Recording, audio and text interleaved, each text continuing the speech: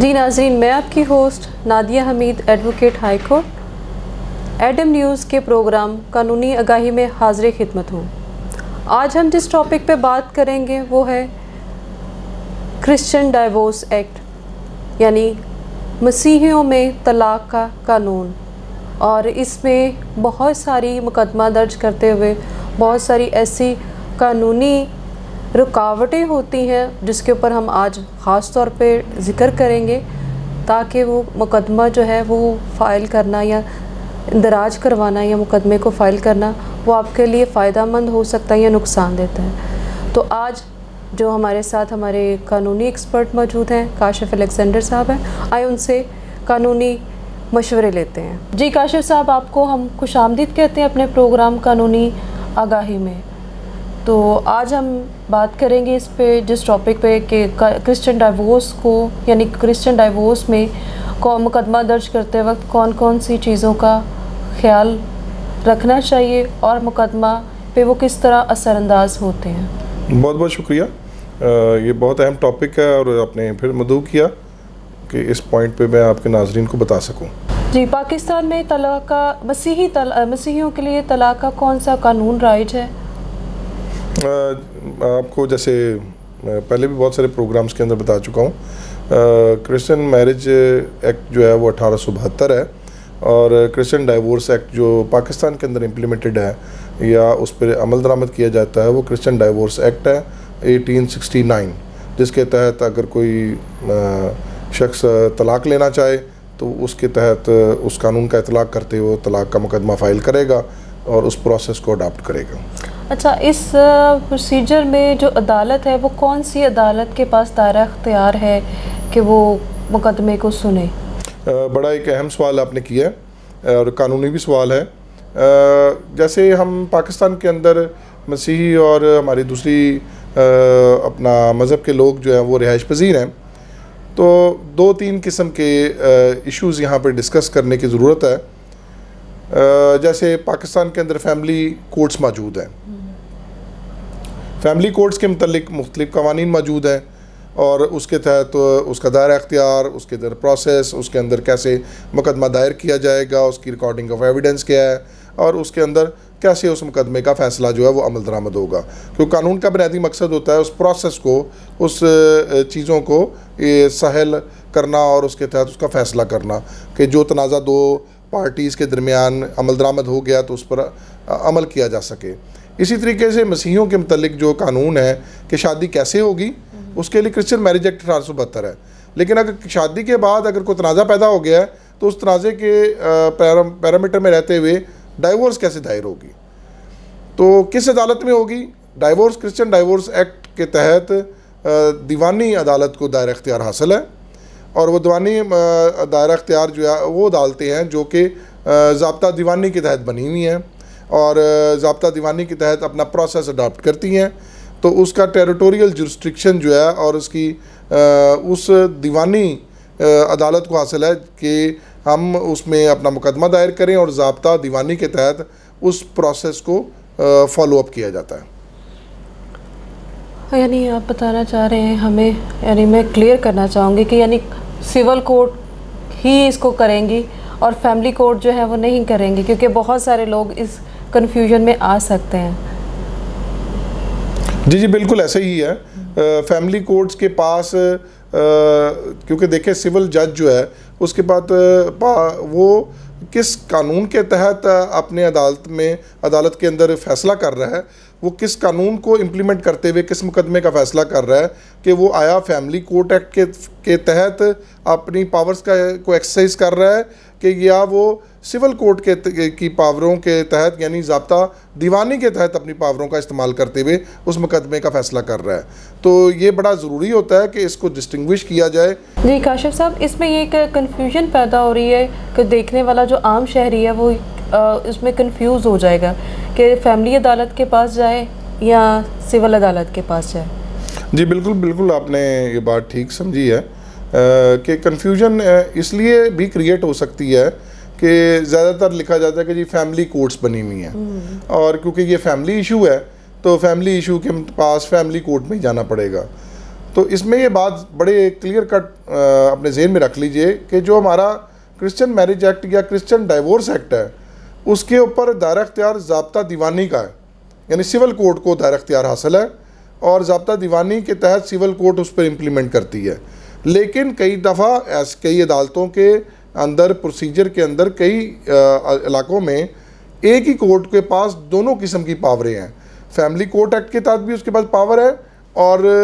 Civil procedure के तहत या क्रिश्चियन डाइवोर्स का फ़ैसला करने की पावर भी उसी अदालत के पास मौजूद है। तो अब ये देखने की ज़रूरत है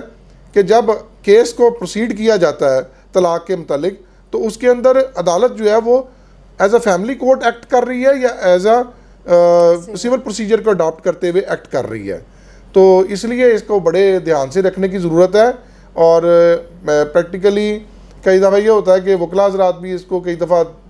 मलूज़े खातर नहीं रखते और अदालतें भी कई दफ़ा देखते नहीं और फ़ैसले जो हैं वो एज़ मुस्लिम पार्टीज़ के तौर पर फ़ैसला हो जाता है फैमिली लॉ के तहत।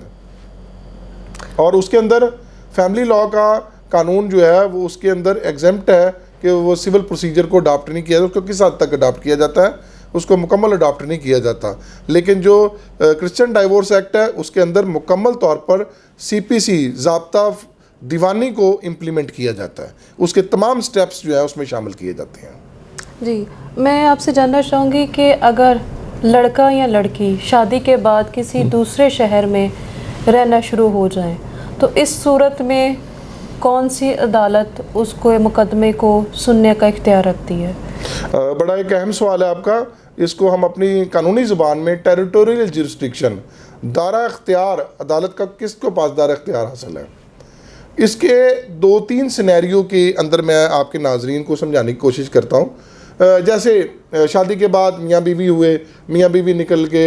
वो किसी और शहर में अपने जॉब के सिलसिले में या किसी और मामलात के सिलसिले में, पढ़ने के सिलसिले में चले गए, तो उसमें कॉज ऑफ एक्शन कहाँ पे है, लड़ाई झगड़ा कहाँ पे हुआ। क्योंकि ज़्यादातर डाइवोर्स के अंदर जो क्रिश्चियन मैरिज एक्ट के अंदर या क्रिश्चियन डाइवोर्स एक्ट के अंदर डाइवोर्स का मैटर जो है वो रिगार्डिंग अडल्ट्री से मुतल्लिक है। तो जाहिर सी बात है कॉज ऑफ एक्शन जो है या वो वजह जो है वो लड़ाई की वजह या झगड़ा जो है, जो वकूआ कोई भी देखा है लड़की ने या उसके साथ अगर मारपीट हुई है तो वो उसकी शादी जो है वो उस एरिए के अंदर ही है। तो अब वहाँ पे कई दफ़ा ये मसला आ जाता है कि शादी हुई कहाँ पे है। शादी अगर सियालकोट में हुई है, लड़का लड़की इस्लामाबाद चले गए हैं, इस्लामाबाद जाने के बाद वहाँ पर उनका आपस में झगड़ा हो गया और वो लड़का भी अपना शहर लाहौर छोड़ के, लड़की सियालकोट से छोड़ के वहाँ पे आ गई और वहाँ पे आने के बाद एक सिनेरियो बिल्डअप हो गया कि वहाँ पे उसका इलिसिट रिलेशनशिप हो गया या उसका आपस में रहन सहन नहीं हुआ। तो नॉर्मली ये होता है कि वो जो वकूआ है उसके लिए नॉर्मली जब लड़की लड़के अपने सियालकोट चली जाएगी तो वहाँ पे सियालकोट में केस दायर कर देंगे। तो वहाँ पे सबसे पहले ऑब्जेक्शन आएगा कि ये झगड़ा जो है ये कॉज ऑफ एक्शन अराइज कहाँ से हुआ है। कॉज ऑफ एक्शन अराइज हम नॉर्मली लिख देते हैं कि फ्रॉम द मैरिज एरिया, कि पहला कॉज ऑफ एक्शन कहाँ से राइज हुआ कि जब शादी हुई। शादी होने के बाद दूसरा कॉज ऑफ एक्शन कि वो अडल्ट्री या झगड़ा कहाँ पे हुआ। वो मेन झगड़ा जो है ज़्यादातर इस्लामाबाद में हुआ। तो इसलिए ये एक टेरिटोरियल जुरिस्डिक्शन का इशू दौरान समात हमें देखने को मिलता है और कानून के अंदर हमें पहले इसके ऊपर फैसला करवाना पड़ेगा और इसी वजह से कबाहतें भी पैदा होती हैं। अब मेरा आपसे अगला सवाल है कि लड़का और लड़की उस शहर के नहीं हैं और वो एक जगह पे, मखसूस जगह पे इकट्ठे हो गए हैं शादी के लिए, तो उस सूरत में दायरा इख्तियार कौन सी अदालत के पास जाएगा अगर वो डाइवोर्स की तरफ जाते हैं? तो मैं इस सवाल को थोड़ा सा रीफ्रेज कर दूंगा इस मामले को समझने के लिए। जो क्रिश्चियन डाइवोर्स एक्ट के अंदर उसका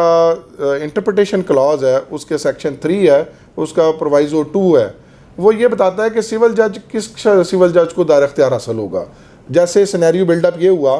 कि लड़की जो है वो रहने वाली है पाकिस्तान से बाहर की या वो पाकिस्तान के किसी और शहर की रहने वाली है। फॉर दी ईजीनेस कई दफ़ा ऐसे होता है कि वो शादी के मकसद के लिए एक शहर में इकट्ठे हो जाते हैं कि जी वहाँ पे नज़दीक हो जाएगा, वहाँ पे हमारे अखराजात कम होंगे और वहाँ पे हम शादी कर लेंगे और इजी हो जाएगा। वो लाहौर के अंदर ही शादी कर लेते हैं या फैसलाबाद में शादी कर लेते हैं और फैसलाबाद शादी करने के बाद वो वहीं पे रहना शुरू कर देती है लड़की। अब सवाल पैदा हुआ है कि वहाँ पे झगड़ा हो गया, झगड़ा होने के बाद अब ये मैटर सामने आ गया कि अब वो दायरा इख्तियार किस अदालत को हासिल होगा। अब शादी लड़की रिहाइश पजीर फैसलाबाद की है या सियालकोट की है या वज़ीराबाद की है या इस्लामाबाद की है या किसी और शहर की भी है, उसने शादी के पर्पज़ के लिए वो लिफ्ट अप करके वो आ गई लाहौर में आके शादी कर ली या उसने फैसलाबाद में आके शादी कर ली। अब मैटर ये सामने आया कि शादी के बाद वो वहीं पे रिहाइश पजीर हो गई। रिहाइश पजीर होने के बाद वहीं पे झगड़ा हुआ और झगड़ा होने के बाद वो बैक टू फैमिली चली गई। अब जो हमारा लॉ कहता है where the husband and wife, जहाँ पे दोनों मियाँ बीवी रिहाइश पजीर हैं और वहीं पे ही इशू क्रिएट हुआ, कॉज ऑफ एक्शन भी वहीं पे क्रिएट हुआ है और वहाँ पे सफिशेंट रीजंस हैं कि उसकी लास्ट जॉब वहाँ पे है और वहाँ पे ही कॉज ऑफ एक्शन हुआ, शादी भी उसी शहर में हुई और रेजिडेंस भी वो हैं, तो लॉ ये कहेगा कि सिविल जज जो है जहाँ पे उनकी लास्ट रेजिडेंस है वहीं पे कॉज ऑफ एक्शन क्रिएट हो रहा है और वहीं पे ही वो मुकदमा दायर होगा। तो इसलिए टेरिटोरियल जुरिस्डिक्शन किसी भी मुकदमे के फैसले के लिए बड़ा अहम रखता है और अगर हम इन चीज़ों को ना देखें और अपनी आसानी को लिए ज़्यादातर जैसे लॉ ये कहता है कि जी जहाँ पे लड़की रिज़ाइड कर रही है अपने वालिदैन के घर पे है तो वहाँ पे मुकदमा दायर हो जाता है, तो इसके अंदर फिर कानूनी कबाहतें होती हैं, उन कानूनी कबाहतों की वजह से ये प्रॉब्लम्स आती हैं और ये ऐसी शादियों में अक्सर होता है जहाँ पे फॉर द पर्पस ऑफ अखराजात से बचने के लिए नॉर्मली लड़की ट्रैवल करके लड़के वाली साइड के पास आ जाएगी या लड़का ट्रैवल करके लड़की के घर के पास आ जाएगा, तो वहाँ पे अक्सर शादियाँ जो ऐसी शादियाँ हैं जिनके अंदर ये मसाइल देखने पे आया है कि वहाँ पे जब तलाक का मामला आएगा और अगर उनकी आपस में निभ नहीं रही और वो तलाक की सूरत हाल में आ जाएंगे तो फिर उस वक़्त अदालत फिर ये देख करेगी शवाहिद को देख के, एविडेंस को देख के कि किस अदालत को टेरिटोरियल जुरिस्डिक्शन का अख्तियार हासिल है। बहुत क्लियर कट है जो क्रिश्चियन डाइवोर्स एक्ट की इंटरप्रिटेशन क्लाज उसकी सेक्शन 3 उसके सुपरवाइजर 2 इस बात को क्लियर करता है where the last time husband and wife resided, जो आखिरी दफ़ा वहाँ पे रह रहे हों, तो वो उसलिए इस टेरिटोरी मुश्किलात से बचने के लिए और इसके बाद से बचने के लिए हमें कानून का इल्म होना बहुत ज़रूरी है। जी थैंक यू काशिफ साहब, आप हमेशा ही हमारे प्रोग्राम कानूनी आगाही में आते हैं और साथ ही हमारे नाजरीन को मुफीद कानूनी मालूमात फराहम करते हैं, शुक्रिया आपका। आज का प्रोग्राम भी जिसमें हमने ख़ास तौर पर मुकदमा दायर करते वक्त कानूनी जो शिकें हैं कि कौन सी मद्देनज़र रखी जा सकती हैं जो कि मुकदमे पे डायरेक्टली असरअंदाज होती हैं, ख़ास तौर पे टेरिटोरियल जुरिस्डिक्शन यानी उसकी कानूनी जो उसकी इलाकाई हैसियत है अदालत कौन सी होगी उसके बारे में वजाहत दी। उम्मीद करती हूँ ये प्रोग्राम भी आपके लिए आपकी कानूनी मालूमात में इजाफ़े का बायस बनी होगी। मिलते हैं एक नए प्रोग्राम में एक नए कानूनी मशवरों के साथ और नए कानून के साथ। देखते रहिए एडम न्यूज़।